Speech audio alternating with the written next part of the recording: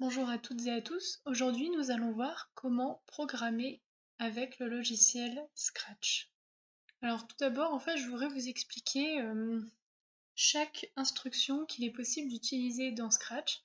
Alors elles ne sont pas du tout à apprendre par cœur. Normalement, c'est plus de la logique et je pense qu'au fil des explications, vous comprendrez facilement à quoi servent toutes ces instructions. Et ça vous permettra de mieux comprendre lorsque l'on vous donne un programme à analyser en exercice. Donc le premier jeu de données, ça va être sur les mouvements. Parce que Scratch, le petit bonhomme que l'on peut voir dans le logiciel, peut se déplacer. Mais alors pour qu'il se déplace, il va falloir lui dire ce qu'il peut faire. Alors pour cela, on va pouvoir lui donner plusieurs instructions. Alors je ne vais pas toutes forcément les expliquer, mais la première, avancer de 10, ça veut dire que notre bonhomme, donc si par exemple on est là, si ici il est en 0, on va le faire avancer jusqu'à la position 10 plus loin. Voilà. Si on nous demande de tourner de 15 degrés dans ce sens-là, c'est simplement que notre personnage va pivoter de 15 degrés dans ce sens-là. Donc après, c'est la même chose pour dans le sens. Et ensuite, s'orienter à 90, alors là, de tout Scratch, je pense que c'est l'instruction qui embête le plus les élèves.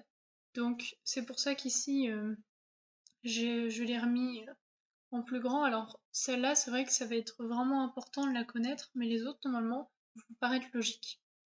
Donc s'orienter à 90, il faut juste savoir qu'en fait, quand on dit qu'on s'oriente à 90, ça veut dire qu'on va aller vers la droite. Si on met moins 90, c'est à gauche, 0 vers le haut et 180 vers le bas. Ensuite, s'orienter vers le pointeur de la souris. Je ne sais pas si vous le rencontrerez fréquemment. C'est juste qu'en fait, le personnage va suivre notre souris. Ensuite, aller à X, Y, et bien ça, c'est si on veut vous donner des coordonnées. Donc si par exemple vous avez un repère comme ceci, on a X là, Y là. Puis par exemple, on va vous dire de vous mettre en X2 et Y1. Et du coup, votre personnage va se mettre ici. Voilà, et après on peut augmenter la valeur de X et Y. Ça, ce sont d'autres possibilités. Ici, l'apparence ne va rien changer de votre programme. C'est simplement des choses qui peuvent s'afficher à l'écran, des couleurs, des messages, etc. Donc on peut voir par exemple le premier, en fait, ça va juste afficher le message Hello pendant 2 secondes. Alors évidemment, on peut changer ces messages. Penser à ça veut dire qu'on va le penser, mais on va pas forcément le montrer. Après, on peut montrer des choses, les cacher. Bon, voilà. Il y a tout plein d'effets sympas comme ça, mais que je vous laisse découvrir. De toute façon, il n'y a pas de choses réellement à comprendre dans ces instructions. Pour les sons, ça va être pareil, surtout si vous avez des examens sur papier, évidemment, vous ne pourrez pas entendre les sons, mais il faut simplement savoir qu'avec Scratch, on peut faire jouer des sons, des musiques. Donc voilà, à certains moments, donc par exemple ici c'est juste jouer la musique au moment où on voit cette instruction. On peut même jouer certains instruments, arrêter les instruments. Et, euh, et on peut choisir aussi le temps euh, que va jouer la musique. Alors, le stylo, là, ça commence à être quelque chose qui est assez important et assez utilisé dans les exemples. Donc, le premier, effacer tout, vous allez souvent le voir. Ça veut dire que l'on va effacer tous les dessins que l'on aurait pu effectuer avant. Donc, vraiment, on a une page blanche vide. Estampiller, alors je sais pas si celui-là vous le verrez très souvent. C'est simplement reproduire une forme qui était déjà faite, comme si on prenait un tampon et qu'on pouvait la reproduire plusieurs fois. Ici, stylo en position écriture, donc celle-là est très importante aussi. Ça veut dire qu'en fait, imaginons que Scratch a un stylo dans la main, il va le poser sur la feuille et il attend que vous lui donniez des instructions pour commencer à dessiner. Donc c'est-à-dire vous allez lui dire avancé de 10, et ben il va dessiner une ligne de taille 10. Relever le stylo, ben là ça veut dire que même si Scratch avance, il ne va pas dessiner, contrairement à tout à l'heure où on était en position d'écriture. Relever le stylo, ça ne va pas dessiner, par contre on peut très bien avancer. Et après, ben, c'est plus du style en fait, c'est changer la couleur du stylo, changer son épaisseur, etc. Alors ici les variables c'est aussi assez important, donc là on peut en fait créer des variables et leur donner vraiment n'importe quel nom. On peut donner le nom X, Y, vous pouvez donner votre prénom si vous voulez. Ça ne va rien changer. Moi je l'ai appelé variable, j'aurais pu l'appeler autrement. Et ensuite on peut faire des actions avec ces variables. C'est-à-dire que déjà on peut lui donner une valeur. C'est-à-dire que là la variable au départ, je dis qu'elle est égale à 0. Quand on dit mettre variable A, ça veut dire en fait mettre le nombre 0 dans la variable, c'est-à-dire faire variable égale 0. Ajouter à variable, bah ça je pense que ça va, c'est en fait vous faites plus 1 là en l'occurrence. Montrer la variable, bah, on va l'afficher et cacher, on ne la montre pas. Les événements. Alors ici, la première instruction, vous la verrez à chaque fois que vous avez un programme.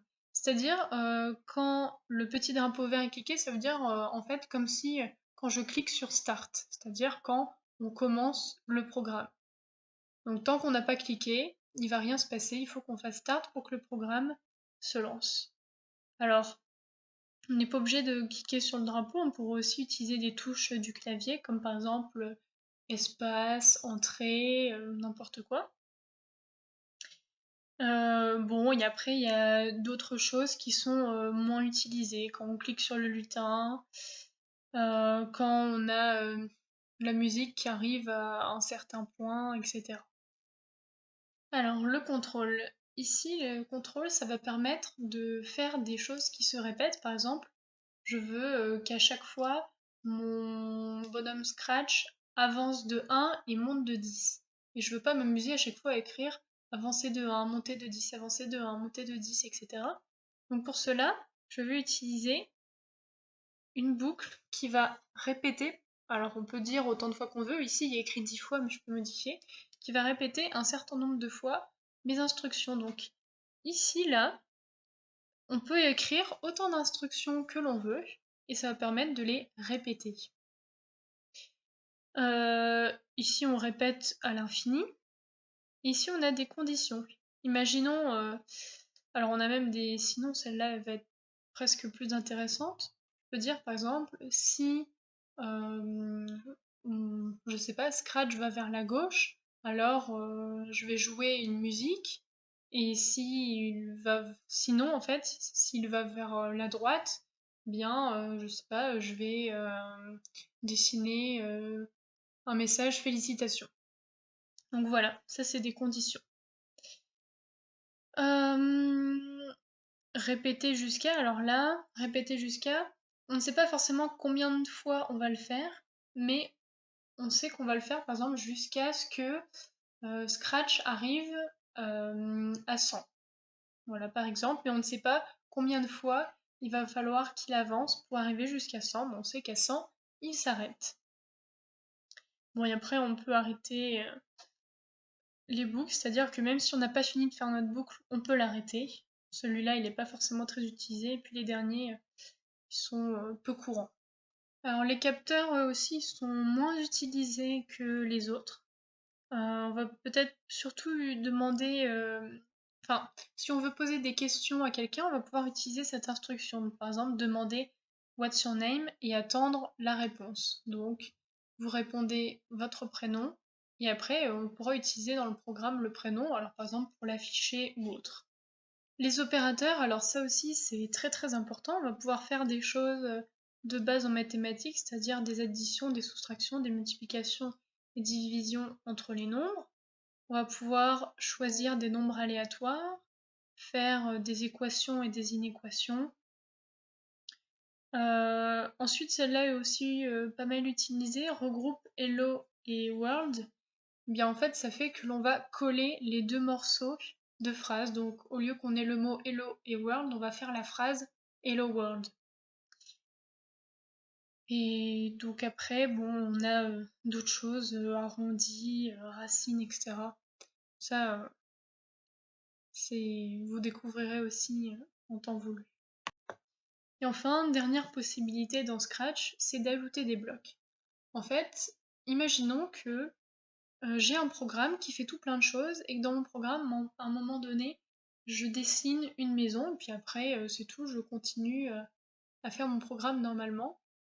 Il se peut que ma maison, je vais vouloir la dessiner plusieurs fois ou alors que le code pour dessiner une maison est assez long, j'ai pas envie d'écrire un long code en une fois.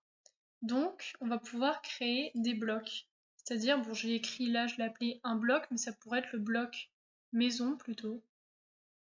Et que dans ma maison, pour le dessiner, on mettrait mettre le stylo en position écriture, avancer de 10, s'orienter, enfin bon, on pourrait faire tout plein d'instructions. Donc ici, donc on aurait toutes les instructions qui nous permettraient de créer notre maison. Et ça, c'est le programme principal dans lequel je pourrais lui dire, par exemple, là quand je mets un bloc, ce serait vas-y, dessine-moi ma maison. Et alors, on était dans ce programme-là et hop, on va exécuter ce programme ici. Une fois qu'on aura fini, on reviendra là. Donc voilà, vous avez déjà tout vu dans ce qui était vraiment important avec Scratch. Donc là, on va voir maintenant un exemple.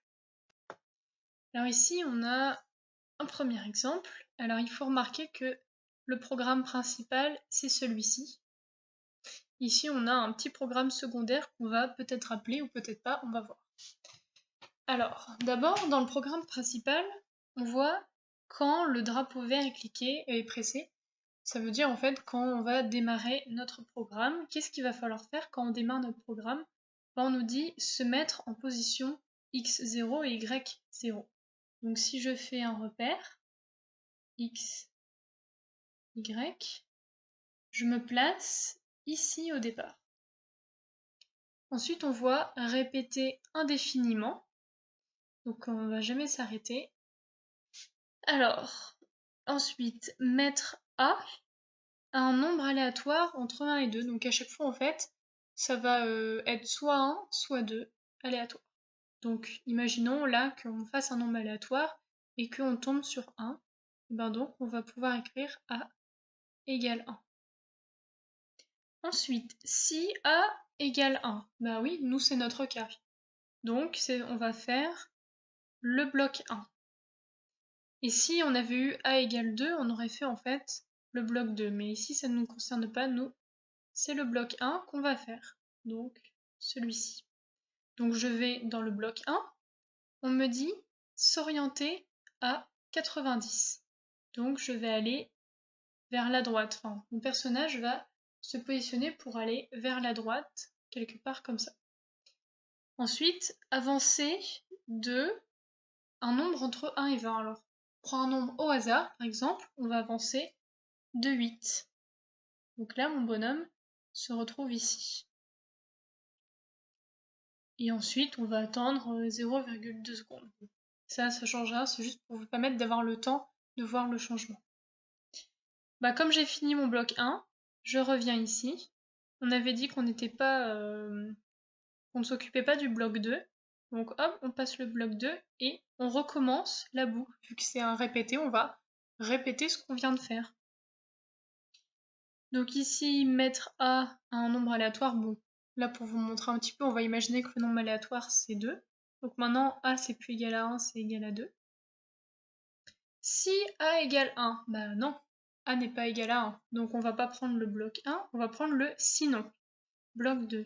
Donc cette fois-ci, on va faire cette partie.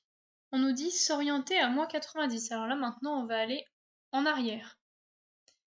Et on prend un nombre aléatoire entre 1 et 20. Alors je sais pas, par exemple, on va prendre 10. Du coup, je vais faire 8 moins 10 vu qu'on va en arrière. Je vais me retrouver en moins 2.